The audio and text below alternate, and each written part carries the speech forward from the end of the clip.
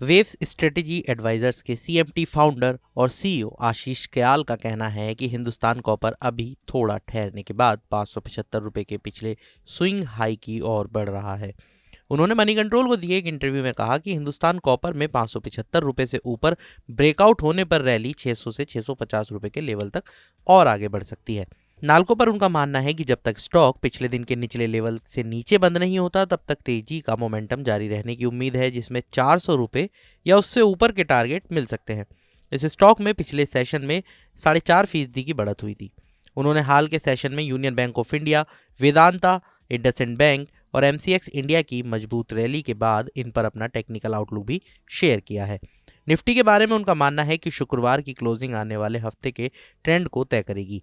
इसके लिए देखने लायक अहम लेवल 25,470 से 25,850 हैं। जब उनसे पूछा गया कि निफ्टी पिछले 4 दिनों की 25,600 से 25,900 की रेंज को तोड़कर ऊपर जाएगा, तो उन्होंने कहा पिछले 7 दिनों से निफ्टी पिछले दिन के हाई से ऊपर पॉजिटिव क्लोज देने में नाकाम रहा। इसमें अपर लेवल पर बिकवाली का दबाव दिख रहा है और ये क्लोजिंग बेसिस पर 25,850 से ऊपर नहीं जा पा रहा, जो कि हाई वॉल्यूम प्रोफाइल एरिया भी है।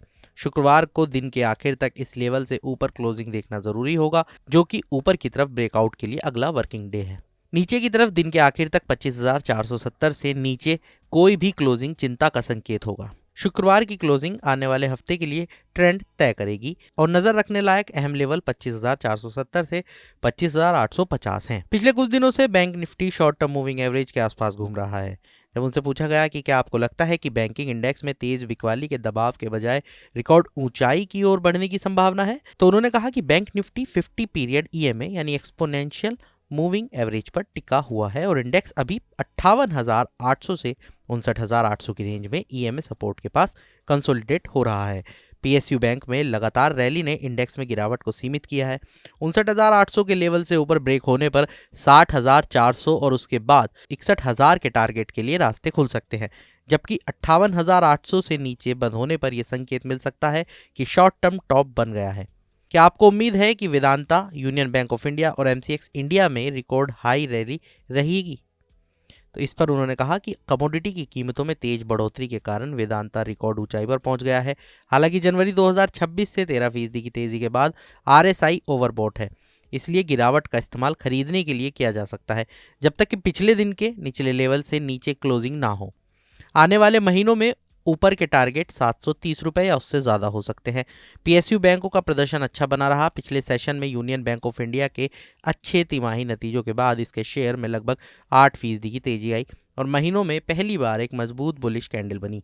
जब तक स्टॉक 165 रुपए के लेवल से ऊपर रहता है तब तक 190 रुपए या उससे ज़्यादा के अपर टारगेट के लिए रुझान पॉजिटिव बना रहेगा। सितंबर से multi commodity exchange of India यानी एमसीएक्स इंडिया क्लोजिंग बेसिस पर पिछले हफ्ते के लोअर लेवल को बचा रहा है, जिससे बड़ा ट्रेंड बुल के पक्ष में बना हुआ है। इसलिए जब तक 2180 रुपए का अहम सपोर्ट लेवल नीचे की तरफ सुरक्षित रहता है तब तक हर गिरावट का इस्तेमाल खरीदारी के लिए किया जा सकता है, जिसका अपर टारगेट 2600 रुपए और उसके बाद 2800 रुपए का लेवल होगा। हिंदुस्तान कॉपर और नाल्को को लेकर उन्होंने कहा कि ग्लोबल अनिश्चितताओं के कारण सोना, चांदी, एल्यूमिनियम और तांबा जैसे कमोडिटीज में जबरदस्त तेजी आई है और ये ऑल टाइम हाई लेवल पर पहुंच गए हैं। हिंदुस्तान कॉपर और नाल्को सीधे इन मेटल से जुड़े हैं, इसलिए दोनों कंपनियों को इस तेजी से सीधा फायदा हो रहा है। हिंदुस्तान कॉपर अभी थोड़ा रुकने के बाद 575 रुपए के पिछले स्विंग हाई के पास पहुंच रहा है और अब इसके ऊपर ब्रेक मिलने पर रैली 600 से 650 रुपए के लेवल तक जा सकती है, जिसमें 540 रुपए और फिर 520 रुपए इमीडिएट रेजिस्टेंस लेवल हो गई। नैल्को अभी अनचार्टेड टेरिटरी में ट्रेड कर रहा है और पिछले एक हफ्ते में इसमें करीब 13% की तेजी आई है। अभी के लिए जब तक हम पिछले दिन के लो से नीचे क्लोजिंग नहीं देखते तब तक तेजी का मोमेंटम जारी रहने की उम्मीद है, जिसमें ऊपर के टारगेट 400 रुपए या उससे ज्यादा हो सकते हैं। नीचे की तरफ 350 रुपए तत्काल सपोर्ट का काम कर सकता है। इसके नीचे कोई भी ब्रेक होने पर शॉर्ट टर्म प्रॉफिट बुकिंग हो सकती है। क्या आपको लगता है कि निफ्टी ऑटो इंडेक्स का करेक्शन पूरा हो गया है और जल्द ही ये अपनी ऊपर की यात्रा फिर से शुरू करेगा? इस पर उन्होंने कहा कि निफ्टी ऑटो इंडेक्स ने हाल की रैली की अपनी ज़्यादातर बढ़त खो दी है। पिछले दिन के हाई को क्लोजिंग बेसिस पर बचाते हुए नीचे की ओर जा रहा है। ये सेक्टर अभी 27,700 के लेवल पर 50 EMA सपोर्ट पर खड़ा है। इसके नीचे क्लोज होने पर 27,480 और उसके बाद 27,180 के लेवल की ओर ज़्यादा बिकवाली का दबाव बढ़ सकता है। ऊपर की तरफ 28,180 से ऊपर ब्रेक होने पर शॉर्ट कवरिंग शुरू हो सकती है। क्या आपको इंडसइंड बैंक में cup and handle pattern breakout दिख रहा है? अगर हाँ, तो इसका क्या मतलब है कि रैली जारी रहेगी? उन्होंने कहा हाँ, डेली चार्ट पर इंडसइंड बैंक ने कप एंड हैंडल पैटर्न से ब्रेकआउट कंफर्म किया है, जिसके बाद एक सक्सेसफुल रीटेस्ट हुआ है और ये अपने पिछले स्विंग हाई से ऊपर भी चला गया है। खास बात यह है कि 12 नवंबर 2025 के बाद पहली बार वॉल्यूम में तेजी से बढ़ोतरी हुई है, जो मौजूदा चाल में मजबूत भागीदारी और भरोसे का संकेत देता है। जब तक नीचे की तरफ 890 रुपये का लेवल सुरक्षित रहता है, तब तक रैली के 1000 रुपये या उससे ऊपर तक जाने की संभावना है। और आखिर में जब उनसे पूछा गया कि निफ्टी PSU बैंक इंडेक्स में रिकॉर्ड हाई रैली जारी रहेगी, तो उनका कहना था कि पिछले एक साल में PSU बैंक इंडेक्स ने प्राइवेट बैंकों की तुलना में साफ तौर पर बेहतर परफॉर्मेंस दिखाया है। ये एक साल में 30% बढ़ा है और एक नए लेवल पर ट्रेड कर रहा है।